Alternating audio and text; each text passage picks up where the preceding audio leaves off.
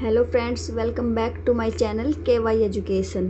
Last video में हम कर रहे थे, हमने अपना किया था विदेशी आक्रमण, जो ईरानी और यूनानी आक्रमण भारत पर होते हैं उनके बारे में पढ़ा था। उससे पहले हमने मगध साम्राज्य के जो वंशज हैं उनके बारे में हमने पढ़ा था। मगध साम्राज्य का जो वंश होता है, नंद वंश होता है, उसका अंतिम शासक होता है घनानंद, जिसके द्वारा चंद्रगुप्त मौर्य को पराजित किया जाता है और नए वंश की स्थापना की जाती है, मौर्य साम्राज्य की।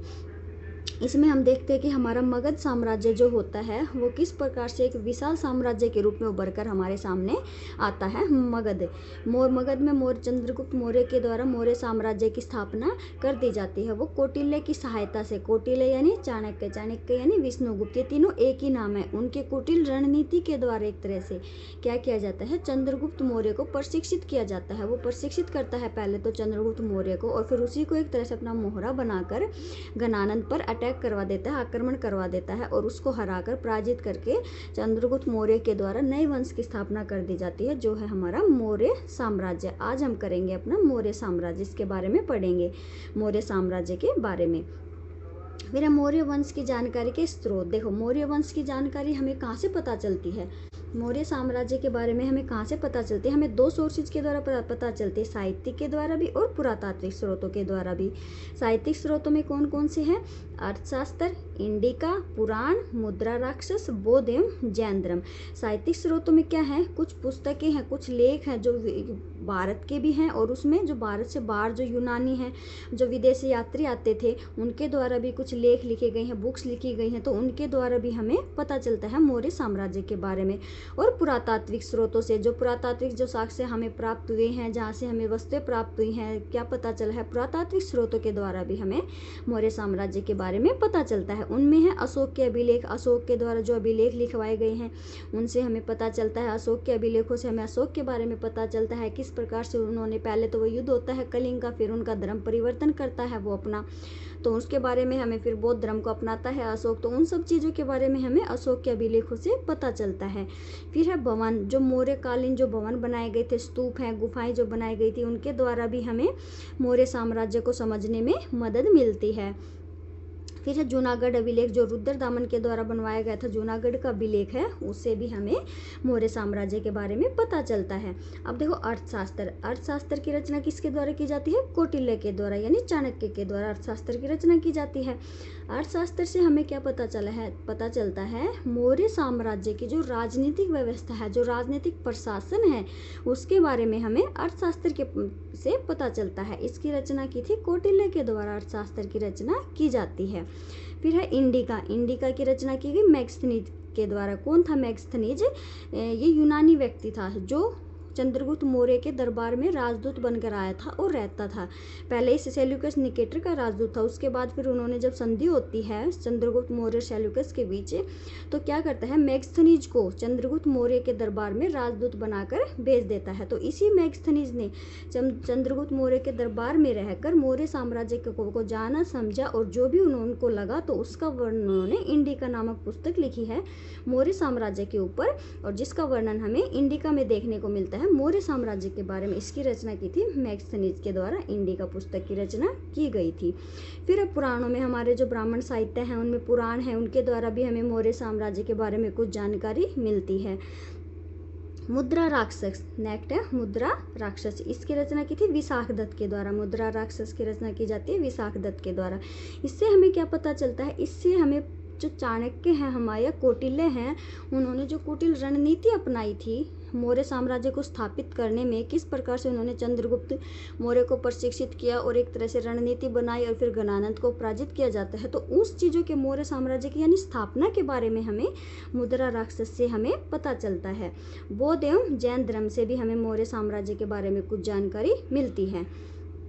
अशोक के अभिलेखों से हमें पता चलता है, ये हमने पढ़ लिया। भवन और स्तूपों से भी हमें मौर्य साम्राज्य के बारे में पता चलता है। फिर नेक्स्ट है हमारा चंद्रगुप्त मौर्य। कौटिल्य के द्वारा चंद्रगुप्त मौर्य को प्रशिक्षित करके मौर्य साम्राज्य की स्थापना की जाती है। तो चंद्रगुप्त मौर्य के जो मौर्य साम्राज्य का फर्स्ट संस्थापक है वो है हमारा चंद्रगुप्त मौर्य। चंद्रगुप्त मौर्य चाणक्य की सहायता से मौर्य साम्राज्य की स्थापना करता है और 25 वर्ष की आयु में मौर्य साम्राज्य की यानी मगध साम्राज्य की गद्दी पर बैठता है, यानी मौर्य साम्राज्य की स्थापना करता है 25 वर्ष की आयु में। नेक्स्ट है जाति से संबंधित मतभेद।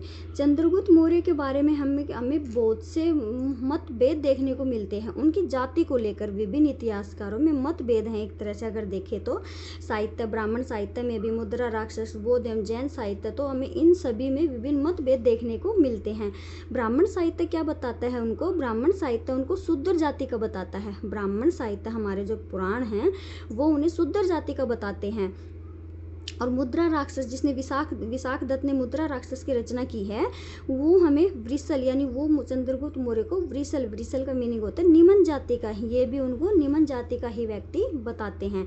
लेकिन बौद्ध एवं जैन साहित्य, हमारे जो बौद्ध एवं जैन ग्रंथ है, साहित्य हैं, वो उन्हें क्षत्रिय बताते हैं। तो इनकी जाति को लेकर अभी तक मतभेद बना हुआ है। अलग अलग इतिहासकार अलग अलग साहित्य उनको अलग अलग जाति से बताते हैं। ब्राह्मण साहित्य उनको शूद्र बताते हैं, मुद्रा राक्षस में उनको वृषल यानी निम्न जाति का बताया गया है, और बौद्ध एवं जैन साहित्य उनको क्षत्रिय बताते हैं। बौद्ध एवं जैन साहित्य उनको क्षत्रिय बताते हैं। और चंद्रगुप्त मौर्य को विभिन्न इतिहासकारों, जो लेखक थे उस टाइम पे, उन्होंने अपने लेखों में, अपनी पुस्तकों में अलग अलग नामों से उनको संबोधित किया है। एक तरह से अगर देखें तो अन्य नाम क्या क्या देखने को मिलते हैं चंद्रगुप्त मौर्य के? सैंड्रोकोर्स और एंड्रोकोर्स। लेकिन प्रारंभ में हमें ये नहीं पता था कि ये जो नाम है ये चंद्रगुप्त मौर्य के लिए ही यूज किए गए हैं। इन नामों से किन्होंने इनको संबोधित किया है? प्लूटोर्क और जस्टिन नाम के दो विदेशी इतिहासकार हुए हैं, प्लूटोर्क और जस्टिन। इन्होंने अपनी पुस्तक में सैंड्रोकोर्स और एंड्रोकोर्स, इन दो नामों का जिक्र किया है। इन दो नामों का जिक्र किया है, हमें देखने को मिलता है। लेकिन पहले ये नहीं पता था कि चंद्रगुप्त मौर्य के लिए ही ये नाम है, यानी चंद्रगुप्त मौर्य को ही सैंड्रोकोर्स और एंड्रोकोर्स, यानी विदेशी जो रचनाएं हैं उनमें चंद्रगुप्त मौर्य को सैंड्रोकोर्स और एंड्रोकोर्स नाम से संबोधित किया गया है। तो वो हमें पता चलता है विलियम जोन्स के द्वारा, जिन्होंने वही विलियम जोन्स है जिन्होंने 1784 ईस्वी में एशियाटिक सोसाइटी की स्थापना की थी, सबको पता होगा। तो ये वही विलियम जोन्स है। तो इन्होंने क्या किया था? इनके द्वारा ही इन्होंने सबसे पहले पता लगाया था कि ये जो सैंड्रोकोर्स और एंड्रोकोर्स, ये दो जो नाम हैं, ये चंद्रगुप्त मौर्य के द्वारा, चंद्रगुप्त मौर्य के लिए ही यूज किए गए हैं। यानी ये इन्हीं के, यानी चंद्रगुप्त मौर्य के ही ये दो नाम है अलग, इनको ही इसी नाम से संबोधित किया गया है। तो ये क्वेश्चन बन जाता है, कौन से नामों से संबोधित किया? सैंड्रोकोर्स और एंड्रोकोर्स। और किसने ये पता लगाया कि ये दो नाम चंद्रगुप्त मौर्य के लिए ही हैं? तो ये विलियम जोन्स के द्वारा हमें पता चलता है। कि चंद्रगुप्त मौर्य ने क्या किया था? या अपना शासन था वो चारों दिशाओं में फैला लिया था।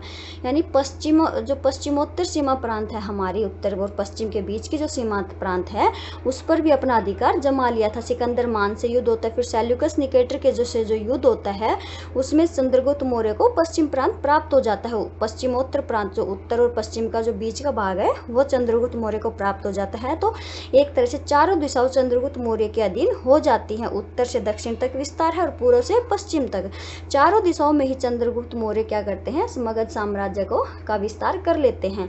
जो मौर्य साम्राज्य है, उनका मगध है, उसका विस्तार वो चारों दिशाओं में फैला लेते हैं मौर्य साम्राज्य का। तो इन्हीं चारों दिशाओं में शासन होने के कारण ही चक्रवर्ती सम्राट कहलाए। चंद्रगुप्त मौर्य क्या कहलाए? चक्रवर्ती सम्राट कहलाए, चारों दिशाओं में शासन होने के कारण ही। फिर चंद्रगुप्त मौर्य के द्वारा क्या किया गया? सुदर्शन झील का निर्माण कराया गया। सुदर्शन झील का निर्माण करवाया गया।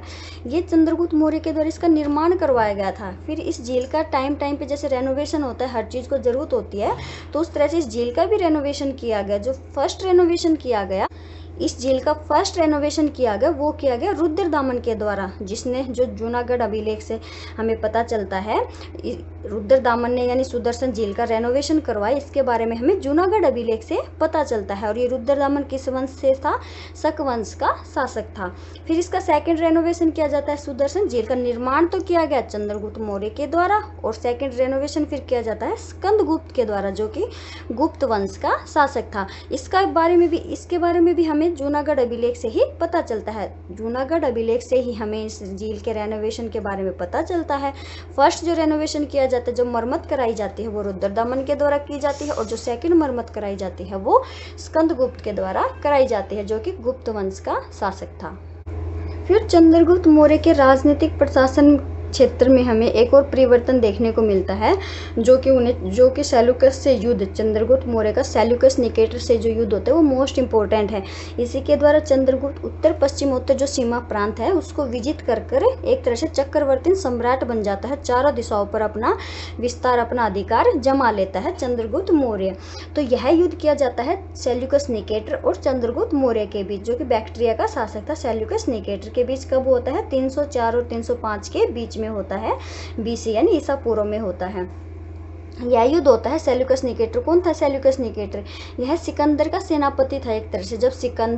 जब भारत पर आक्रमण करता है, जो क्षेत्रों को विजित करता है, उन विजित क्षेत्रों को भारत में सेल्यूकस निकेटर को ही सौंप कर, यानी उन क्षेत्रों का राजा बनाकर वापस बेबीलोन चला जाता है सिकंदर महान।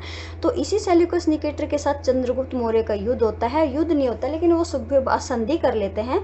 तो बोला जाता है कि सेल्यूकस निकेटर और चंद्रगुप्त के बीच युद्ध होता है।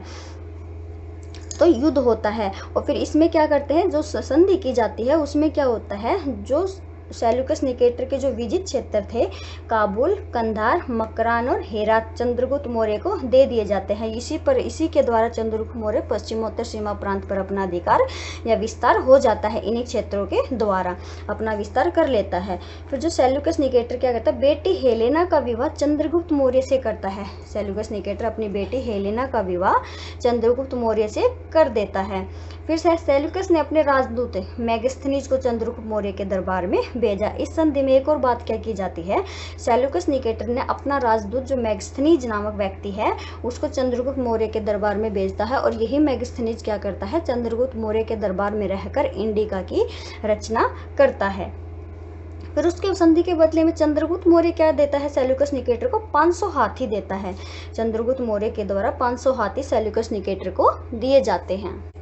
फिर लास्ट टाइम में चंद्रगुप्त मौर्य क्या करता है, अपने जीवन के अंतिम क्षणों में चंद्रगुप्त मौर्य के द्वारा जैन धर्म को अपना लिया जाता है। फर्स्ट जैन महासंगति चंद्रगुप्त मौर्य के टाइम में होती है 300 BC में, और जैन धर्म को अपनाकर जैन भिक्षु जो भद्रबाहु, जो जैन धर्म में जो दिगंबर संप्रदाय था उसके संस्थापक थे भद्रबाहु, और इन्हीं से चंद्रगुप्त मौर्य शिक्षा दीक्षा लेकर जैन धर्म को अपना लेता है। और 298 BC में कर्नाटक जो श्रवण बेलगोला स्थान पर जाकर चंद्रगिरी पर्वत पर संलेखना विधि से प्राण त्याग देता है। 298 BC में कर्नाटक जो श्रवण बेलगोला नामक जगह है वहां पर जाकर चंद्रगिरी पर्वत पर संलेखना विधि से मतलब है उपवास रहकर प्राण त्यागना, भूखे रहकर प्राण त्यागना है संलेखना विधि है, जो जैन धर्म में इंपॉर्टेंट है संलेखना विधि। इसके द्वारा चंद्रगुप्त मौर्य प्राण त्याग देता है। तो ये था चंद्रगुप्त मौर्य के बारे में हमने अभी पढ़ा। चंद्रगुप्त मौर्य को 2 नामों से संबोधित किया जाता है, सैंड्रोकोट्स और एंड्रोकोट्स, लेकिन विलियम जोन्स के द्वारा ये पता लगाया जाता है कि ये दोनों ही नाम यूनानी लेखकों में इतिहासकारों के द्वारा चंद्रगुप्त मौर्य को ही दिए गए हैं। उसके बाद चंद्रगुप्त मौर्य का सेल्यूकस से युद्ध होता है, जिसके द्वारा जो पश्चिमोत्तर सीमा प्रांत है वो भी चंद्रगुप्त मौर्य के क्षेत्राधिकार क्षेत्र में आ जाती है और मौर्य साम्राज्य का विस्तार हो जाता है। फिर जो सेल्यूकस निकेटर क्या करता है, बेटी हेलेना का विवाह भी चंद्रगुप्त मौर्य से कर देता है। फिर मेगास्थनीज को चंद्रगुप्त मौर्य के दरबार में भेजता है, जहाँ पर इंडिका की रचना की जाती है, और अंतिम समय में चंद्रगुप्त मौर्य के द्वारा जैन धर्म को अपना लिया जाता है और संलेखना विधि के द्वारा अपने प्राण त्याग देता है। फिर जो मौर्य साम्राज्य का जो सेकंड शासक होता है वो बनता है बिंदुसार। बिंदुसार का टाइम पीरियड है 298 BC से 272 BC तक। जो सेकंड शासक है वो है हमारा बिंदुसार। अब बिंदुसार के बारे में भी हमें कहाँ से पता चलता है, वो भी हमें जैन एवं बौद्ध ग्रंथों से ही हमें पता चलता है बिंदुसार के बारे में। बिंदुसार को भी 2 अन्य नामों से जाना जाता है। बिंदुसार को कौन कौन से नाम दिए गए जैन एवं बौद्ध ग्रंथों में, सिंह सेन और अमित्रघात। कौन कौन से 2 नाम है, सिंह से अगर पूछ लिया जाए क्वेश्चन, सिंह सेन या अमित्रघात किसके नाम है 2, तो वो है बिंदुसार के। अमित्रघात का मतलब होता है शत्रु विनाशक, यानी शत्रु का विनाश करने वाला। तो सिंह सेन और अमित्रघात हैं बिंदुसार के ही दो नाम। अब ऐसा माना जाता है कि बिंदुसार की 16 पत्नियां थी, लेकिन उनमें से जो सबसे प्रिय पत्नी थी बिंदुसार की वो थी सुभद्रांगी या धर्मा। और इन्हीं सुभद्रांगी या धर्मा से ही उत्पन्न होता है अशोक, जो बिंदुसार के बाद मौर्य साम्राज्य का उत्तराधिकारी या राजा बनता है अशोक। बिंदुसार के 101 पुत्र थे, ये माना जाता है जैन एवं बौद्ध ग्रंथों में। सभी का ये मानना नहीं है कि 101 पुत्र थे। और अशोक क्या करता है, अपने 99 भाइयों की हत्या करके गद्दी पर बैठता है। ऐसा मानना है जैन एवं बौद्ध ग्रंथों का कि अशोक के द्वारा अपने 99 भाइयों की हत्या की जाती है। अशोक के द्वारा हत्या की जाती है और मौर्य साम्राज्य की गद्दी पर बैठ जाता है। फिर जो बिंदुसार का, लेकिन जो बिंदुसार क्या था, वो ये चाहता था कि उसका जो पहला बेटा था सुसीम, वही गद्दी पर बैठे, यानी वही उनका उत्तराधिकारी बने। बिंदुसार का ये मानना था, लेकिन अशोक ऐसा नहीं चाहता था। अशोक ने ऐसा होने भी नहीं दिया और अशोक ऐसा नहीं चाहता, लेकिन बिंदुसार ऐसा चाहता था कि सुसीम ही उनके बाद उनका उत्तराधिकारी बने। तो उसी समय तक्षशिला में क्या होता है, विद्रोह उमड़ते हैं। तक्षशिला में हमें विद्रोह देखने को मिलते हैं। उस टाइम पे तक्षशिला में विद्रोह चल रहे होते हैं। तो बिंदुसार उन विद्रोह को दबाने के लिए सबसे पहले सुसीम को ही भेजता है, जो तक्षशिला का गवर्नर था। और अशोक था उस टाइम पे उज्जैन का गवर्नर या अवंती का राज्यपाल। उज्जैन अवंती वहीं पर है एमपी में। तो अशोक बिंदुसार क्या करता है, सुसीम को भेजता है, लेकिन सुसीम के द्वारा उस विद्रोह का दमन नहीं किया जाता। उसके बाद बिंदुसार अशोक को भेजता है विद्रोह को दबाने के लिए, लेकिन अशोक उन विद्रोह को दबा देता है, विद्रोह का दमन कर देता है। और तभी से बिंदुसार को ये लगता है कि सभी को ये लगता है कि अशोक में कुछ प्रशासनिक शक्तियाँ हैं, उनमें राजा बनने की योग्यता है, यानी अशोक एक अच्छा राजा, एक अच्छा उत्तराधिकारी बन सकता है।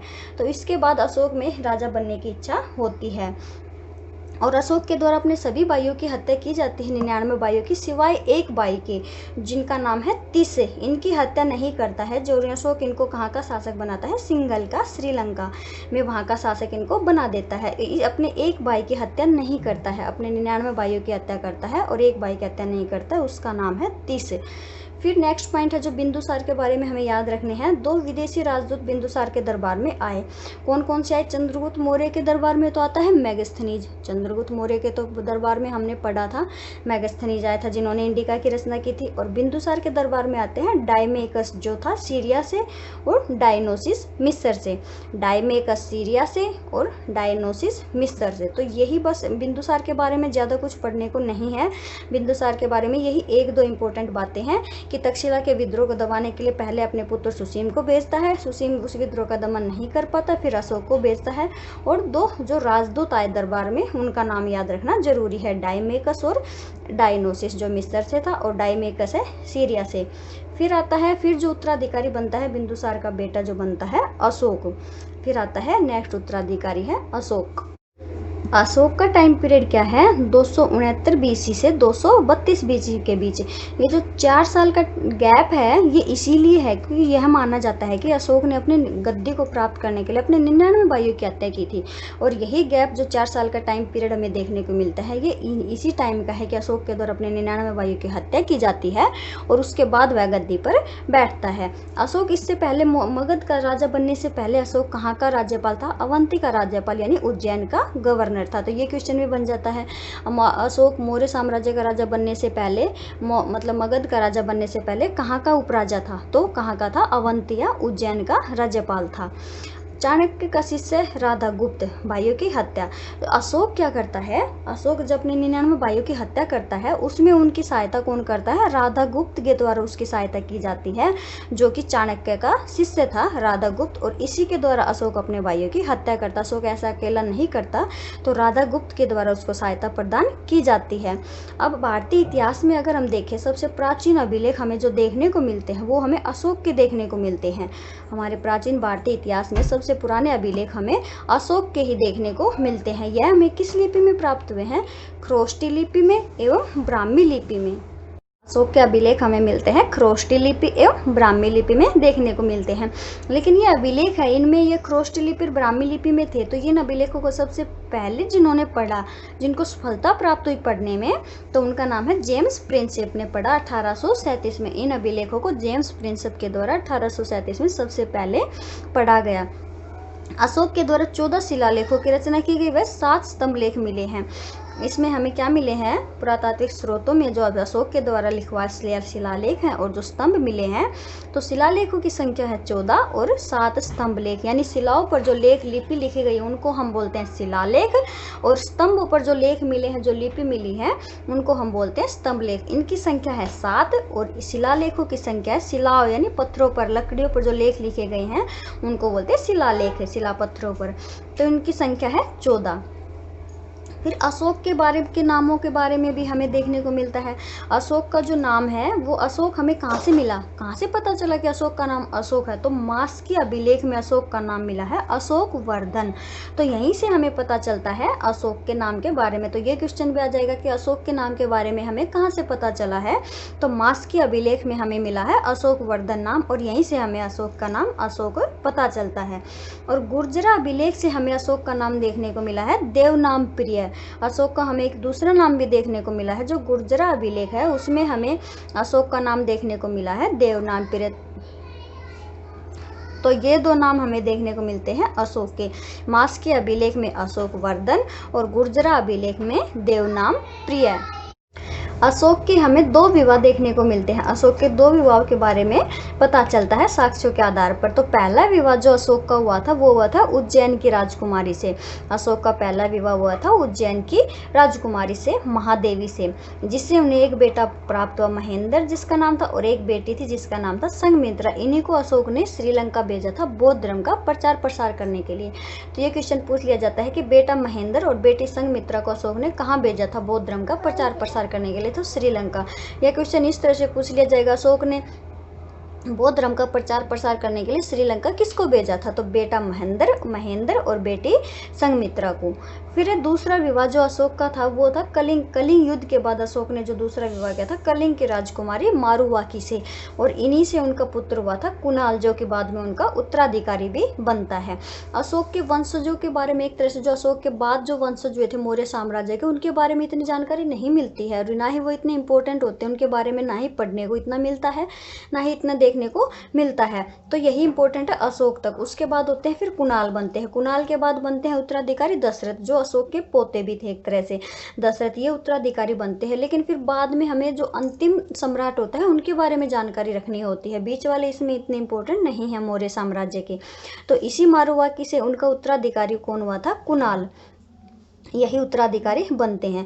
अशोक के जीवन में जो इम्पोर्टेंट घटना होती है एक तरह से, जिसके बाद अशोक का हृदय परिवर्तन होता है, वो अपना धर्म परिवर्तन जो होता है, माइंड उसका चेंज हो जाता है, हृदय पिघलता है, तो वो होता है कलिंग युद्ध के बाद। तो कलिंग युद्ध है वो अशोक के जीवन में एक इम्पोर्टेंट घटना मानी जाती है। जो यह कलिंग युद्ध कलिंग कहाँ है, उड़ीसा में। कलिंग युद्ध कब लड़ा गया था, 261 BC में कलिंग युद्ध लड़ा गया था। उस समय कलिंग की राजधानी कौन सी थी, तोसाली या तोसली। कलिंग की राजधानी थी तोसाली या तोसली। तो इस युद्ध का क्या रीजन था, अशोक ने क्या किया था, कलिंग के राजा से हाथी मांगे थे। अशोक ने कलिंग के राजा से हाथी मांगे थे, लेकिन कलिंग के राजा ने हाथी देने से इनकार कर दिया था। तो यही इस युद्ध का रीजन था कि हाथी न देना। इस युद्ध में क्या हुआ था, यह युद्ध एक तरह से भीषण युद्ध माना जाता है। इस युद्ध में लाखों की संख्या में 1.5 लाख के आसपास माना जाता है कि लोग मारे गए थे, और लाखों की संख्या में ही लोग बंदी बना लिए गए थे। फिर बाद में जब अशोक उस जगह पर जाता है जहाँ पर युद्ध हुआ था, तो वो उनको देखता है, वहाँ पर लोगों को रोते बिलखते हुए एक तरह से देखता है। तो उस घटना को अगर वो देखता है, सोचता है, याद करता है, तो उसके मन को बहुत दुख पहुँचता है, और वो उसी टाइम यह निर्णय ले लेता है कि वह आज के बाद जीवन भर या जिंदगी में कभी युद्ध नहीं लड़ेगा, और धर्म के मार्ग पर ही चलेगा, यानी धर्म के मार्ग पर ही शासन करेगा और धम्म की नीति अपनाएगा। और यही धम्म की नीति हमें बहुत इंपॉर्टेंट देखने को मिलती है मौर्य साम्राज्य में। अशोक के बारे में जब हम पढ़ते हैं तो अशोक की धम्म नीति भी हम पढ़ते हैं, जो कि बहुत इंपॉर्टेंट है। तो कलिंग युद्ध के बाद ही अशोक का धर्म परिवर्तन होता है, और वह युद्ध के मार्ग पर न चलकर धम्म के मार्ग पर, यानी धम्म की नीति अपनाता है, शांति की धर्म की नीति अपनाता है। और अशोक यह मानता है कि वह अब जीवन भर युद्ध नहीं लड़ेगा। अशोक का जो धर्म परिवर्तन किया जाता है वो मोगली पुत्र तिस के द्वारा अशोक का धर्म परिवर्तन किया जाता है। और फिर अशोक बाद में बौद्ध धर्म को अपना लेता है और जो बौद्ध धर्म की शिक्षा दी जाती है वो दी जाती है उपगुप्त के द्वारा। इनके द्वारा तो अशोक बौद्ध धर्म को अपना लेता है, मोगली पुत्र तिस के द्वारा तो बौद्ध धर्म को अपनाता है, लेकिन बौद्ध धर्म की जो शिक्षाएं प्राप्त करता है वह उपगुप्त के बौद्ध भिक्षु है, उपगुप्त नाम है व्यक्ति, उनके द्वारा बौद्ध भिक्षु से बौद्ध धर्म की शिक्षा प्राप्त करता है अशोक। कलिंग युद्ध के बाद उनका धर्म परिवर्तन होता है। फिर अशोक के द्वारा क्या कार्य किए जाते हैं जो इम्पोर्टेंट है, श्रीनगर नामक शहर की स्थापना की जाती है अशोक के द्वारा। तो श्रीनगर नामक शहर की स्थापना किसके द्वारा की गई, अशोक के द्वारा, ये बात याद रखनी है। 2 स्तूप है जो इम्पोर्टेंट है, सांची का स्तूप है जो एमपी में है और दमेक स्तूप सारनाथ में है जो यूपी में। ये अशोक के द्वारा जो 2 मोस्ट इम्पोर्टेंट है ये स्तूप हैं। पशु बलि पर प्रतिबंध लगाया, अशोक के द्वारा पशु बलि पर प्रतिबंध लगाया जाता है। तो पशुओं की बलि देने से इनकार किया जाता है अशोक के टाइम में, तो पशु बलि पर प्रतिबंध लगाया अशोक ने। राष्ट्रीय पार्क या उद्यानों का निर्माण भी किसने करवाया, अशोक ने। राष्ट्रीय पार्क या उद्यानों का निर्माण भी अशोक के द्वारा किया जाता है। फिर शासन जो कलिंग युद्ध होता है वो अशोक के शासन के 9वें वर्ष में होता है। कलिंग युद्ध जो होता है वो अशोक के शासन के 9वें वर्ष में होता है। 9वें वर्ष में यो कलिंग युद्ध होता है और शासन के 10वें वर्ष में अशोक क्या करता है, बोध गया की यात्रा करता है और 20वें वर्ष में लुम्बिनी को, जब वहाँ कपिलवस्तु लुम्बिनी में जाकर लुम्बिनी को कर मुक्त कर देता है। तो अशोक ने क्या किया है, अपने जीवन के अंतिम दिनों में बौद्ध धर्म को अपना लेता है, बौद्ध धर्म की शिक्षा लेता है उपगुप्त से और फिर बौद्ध धर्म का प्रचार प्रसार करता है अशोक। वहाँ पर बौद्ध धर्म का प्रचार प्रसार करने के लिए बेटा और बेटी महेंद्र और जो संघमित्रा है बेटी, उनको श्रीलंका भेजता है और अशोक खुद भी जगह जगह पर जाकर क्या करता है, बौद्ध धर्म का प्रचार और प्रसार करता है। तो शासन के 10वें वर्ष में अशोक बोध गया की यात्रा करता है और 20वें वर्ष में कपिलवस्तु लुम्बिनी में जाकर लुम्बिनी को कर मुक्त कर देता है। इसके अलावा और भी कई जगह पर जाकर अशोक के द्वारा बौद्ध धर्म का प्रचार और प्रसार किया जाता है। अशोक ने क्या किया था, बौद्ध धर्म को अपना लिया था। प्रारंभ में ऐसा माना जाता है कि अशोक शैव धर्म का था, उपासक था, यानी शिव का उपासक था, शैव धर्म को मानता था। उसके बाद अशोक ने बौद्ध धर्म को अपनाया, अशोक बौद्ध धर्म को अपना लेता है और बौद्ध धर्म का बहुत जोर शोर से एक तरह से प्रचार प्रसार करता है। तो बौद्ध धर्म को अपनाकर बौद्ध स्वयं खुद भी जगह जगह पर जाकर बौद्ध धर्म का प्रचार करता है। और लास्ट में ऐसा माना जाता है कि बौद्ध के द्वारा आजीवक संप्रदाय को भी अपना लिया जाता है। वो जब हम आगे पढ़ेंगे की धर्म की नीति और मौर्य कला है उसके बारे में पढ़ेंगे, तब हम इसके बारे में पढ़ेंगे कि अशोक ने 3 धर्मों को अपना लिया था। फिर इस वंश का अंतिम शासक जो अशोक के बाद उत्तराधिकारी कुणाल होता है, उसके बाद दशरथ होता है। लेकिन हमें अंतिम शासक याद करने की जरूरत है। किसी भी वंश का एक तो स्थापना, इस वंश की स्थापना किसके द्वारा की गई और अंतिम शासक, इन 2 पॉइंट है, ये जो 2 पॉइंट है इनको तो हमें याद रखना ही होता है, ये बहुत जरूरी होते हैं। बीच के आप एक बार अगर बोल भी जाओ तो चल जाता है, लेकिन ये 2 बातें तो आपको जरूर याद रखनी है कि स्थापना किसके द्वारा की गई इस वंश की और इस वंश का अंतिम शासक कौन था। तो ये बात यहीं पर भी लागू होती है। तो इस वंश का अंतिम बीच के शासक अब इतने इंपॉर्टेंट नहीं है, उनके बारे में हमें इतना पढ़ने या उनके बारे में हमें देखने को नहीं मिलता, नहीं पता चलता साक्ष्यों के द्वारा भी उनके बारे में। लेकिन अंतिम शासक है वृद्धरथ। तो मौर्य साम्राज्य का अंतिम शासक कौन था, वृद्धरथ, और इसी का सेनापति था पुष्यमित्र शुंग। और इसी के द्वारा इस वृद्धरथ की हत्या कर दी जाती है और नए वंश की स्थापना हो जाती है जो कि है शुंग वंश। तो शुंग वंश की स्थापना की जाती है पुष्यमित्र शुंग के द्वारा शुंग वंश की स्थापना की जाती है अंतिम मौर्य सम्राट वृद्धरथ की हत्या कर। बाद के शासक क्या हो जाते हैं, वो निर्बल भोगविलासी हो जाते, कमजोर हो जाते हैं और फिर बाद में उन्हीं के सेनापतियों के द्वारा ही उन पर आक्रमण कर दिया जाता है और वो वही सेनापति अपने नाम पर नए वंश की स्थापना कर देते। तो यही बात यहाँ भी हुई, वृद्धरथ कहते हैं उसी के सेनापति पुष्यमित्र शुंग के द्वारा की गई और नए वंश की स्थापना हुई शुंग वंश की। तो ये था हमारा आज का टॉपिक जिसमें हमने पढ़ा मौर्य साम्राज्य के बारे में, चंद्रगुप्त मौर्य के बारे में, फिर बिंदुसार और फिर अशोक के बारे में। अब बचा कि मौर्य प्रशासन क्या था, आर्थिक जीवन क्या था, मौर्य का प्रशासन है और फिर कला है। इसके बाद हम वो करेंगे, फिर अशोक की धम्म नीति, हमारा ये टॉपिक और बचता है। तो फ्रेंड्स ये था आज का टॉपिक। आई होप आपको अच्छे से क्लियर हो गया होगा। अगर आप इसको 1 या 2 बार भी एक बार भी रीड कर लोगे तो आपको अच्छे से समझ आ जाएगा। अगर वीडियो पसंद आए तो वीडियो को लाइक करना और चैनल को सब्सक्राइब कर लेना। Okay, thank you, bye.